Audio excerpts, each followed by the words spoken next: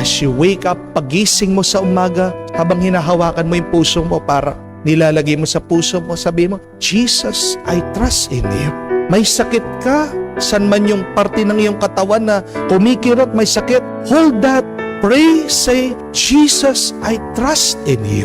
Kung litong-lito ka, hawakan mo muna yung ulo mo. And then say, Jesus, I trust in you. Asking for enlightenment, Jesus, I trust in you.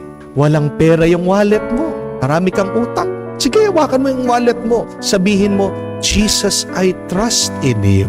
At pagkatapos ng araw, wala pa rin kasagutan ang iyong problema.